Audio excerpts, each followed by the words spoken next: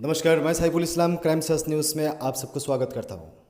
पिछले 3 महीने से देश में लॉकडाउन चल रहा है और इस 3 महीने से जो लोग दिन रात मेहनत कर रहा है उन लोगों की काम को देखते हुए हमारी जो आसाम में क्राइम इन्फॉर्मेशन ब्यूरो और क्राइम सर्च न्यूज़ का सदस्य है उनकी तरफ से उन लोगों को आज संबोधित किया गया। आसाम में तकरीबन 3 ज़िले में ये कार्य चला है और 3 ज़िले में तकरीबन 300 से ज़्यादा लोगों को संबोधित किया गया। डॉक्टर हो, नर्स हो या सफाई कर्मी हो या पुलिसकर्मी हो या सेंट्रल पुलिसकर्मी हो, ये लोग दिन रात पिछले 3 महीने से मेहनत कर रही है हमारी राष्ट्र को बचाने के लिए।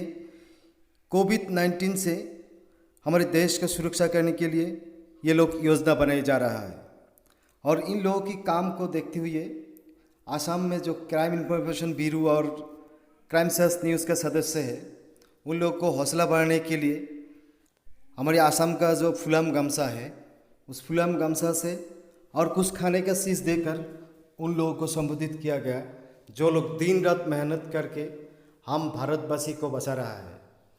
और पिछले 3 महीने से हमारे जो क्राइम इन्फॉर्मेशन ब्यूरो का सदस्य है ये लोग भी दिन रात मेहनत कर रही है कोरोना के ऊपर जागरूकता फैलाने के लिए। जी हाँ, आप देख सकते हैं कि हमारे जो सर्कल ऑफिसर है इनको संबोधित किया जा रहा है। लखीमपुर नगर का ये सर्कल ऑफिसर है, इनको भी संबोधित किया गया फुलाम गामसा से। आम निजर जीवन की आम उत्सर्गा कर हाजुर आसो कुंठाबन नकरो आम हेला रंगे हाहिए आम आखवाली लওঁ किन्तु आम जीवन निरापत्ता आम सुनिश्चित करबই লাগিব। आमार जो दायित्व और आमार कर्तव्य गति आम कर आसो। गति सकल राइजक आम आह्वान एटाই যে সকলো মানুহ যাতে सुरक्षित থাকক, ঘৰত থাকক, বাহিৰলৈ নোলাব और पूरा मास्क लगाए।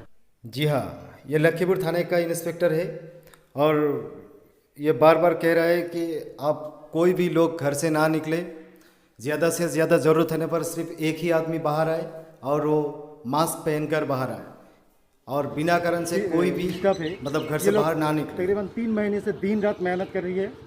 सिस्टर हो, नर्स हो, सफाई कर्मी हो, इन लोगों के ऊपर इन लोगों को हौसला बढ़ाने के लिए हमारे जो CIB का जो मेंबर है पूरे आसाम में तैनात है, इन लोगों की तरफ से इन लोगों का संबोधन।